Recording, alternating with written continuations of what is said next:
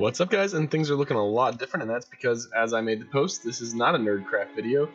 This is actually a trailer of what's happening tomorrow night. So I'm not going to talk here very long. You're actually going to get a little bit of an in-person camera. So what you're going to see in a little bit is the intros for all the different characters that are going to be on the D&D stream tomorrow night at 7 o'clock Eastern, 8 o'clock Eastern time. If you know me, live in my area at 7 o'clock. So I'd love it to see you all there. It's going to be super fun. We got 6 guys, 1 DM.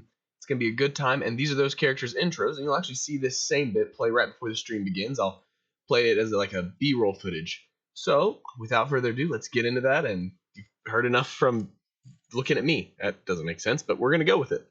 Our first adventure takes us into the distant lands of the giant redwood trees. Residing within their humongous form resides a herd of Goliath. These Goliath were peaceful people, only wishing to maintain their way of life. They farmed, and they were craftsmen. One day a young Goliath by the name of Dakota left his village in search of adventure. Upon returning a few hours later, the village was gone, houses burned and every Goliath missing. He was lost, without his family. That's when a clan of rogues found him. These rogues raised him in the way of the rogue. They taught him their craft. He grew up and they became his new family. Upon hitting adulthood, he decided that it was time for him to leave his clan in order to make an adventure of his own. So with that, he left the comforts of the forest in search of his own destiny. Our next adventure doesn't have much of a backstory. All that's happened in his past has happened in the past 2 years. Eon has no clue what happened in the rest of his life. Frankly, Eon's not even sure he's human. Looking into a mirror, he doesn't see pupils. All Eon can see is gear-shaped holes filled with emptiness.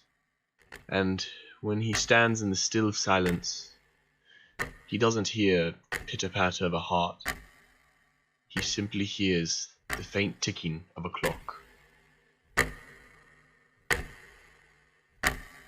Salazar Greypike was a boy when the raiders came and destroyed his hometown, killing his mother and father in the process. The only reason he survived was because he was hidden by his mother.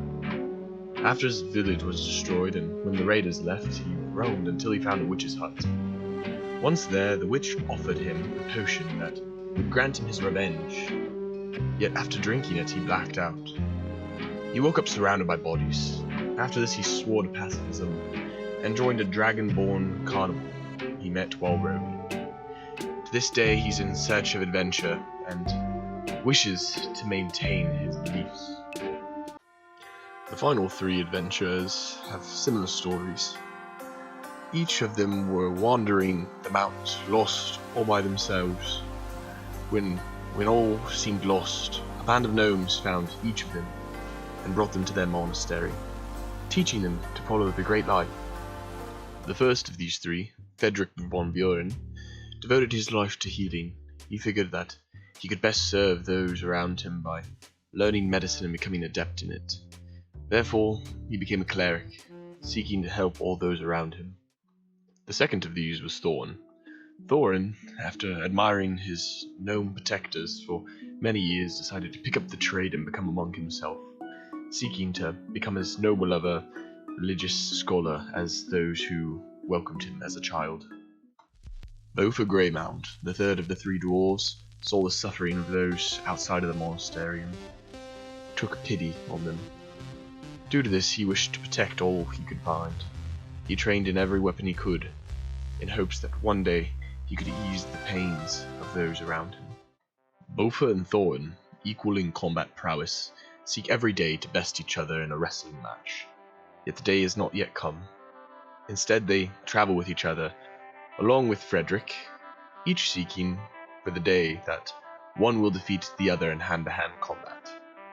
And with that, the 6 adventurers are ready for the adventure of a lifetime, ready to undertake whatever campaign the DM, Wyatt, has crafted, to whom all gratitude is greatly dispensed to him. With no further ado, let us begin this great tale in Runefeld.